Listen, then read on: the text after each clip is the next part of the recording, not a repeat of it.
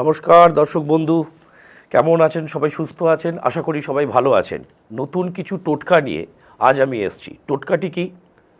সন্তান পড়াশোনা করছে না, সন্তান কথা শুনছে না, সন্তান বাইরের দিকে মন, কিন্তু কিছুতেই কিছু আপনি করতে পারছেন না। প্রচুর জ্যোতিষী দেখিয়েছেন, কিন্তু কোনো কিছুতেই কিছু হচ্ছে না। কবজ, রেমেডি সব কিছু নিয়ে এসে সন্তানকে দিচ্ছেন, তাতেও সন্তান কিন্তু আপনার গিফটে কোনো মতেই আসছে না।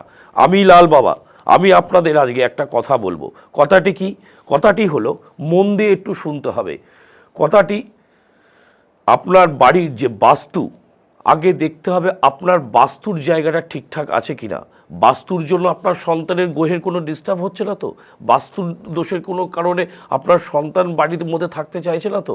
বাস্তুর কোনো সমস্যাতে আপনার সন্তান কোনো রকমভাবে বেপরোয়া হয়ে যাচ্ছে না তো?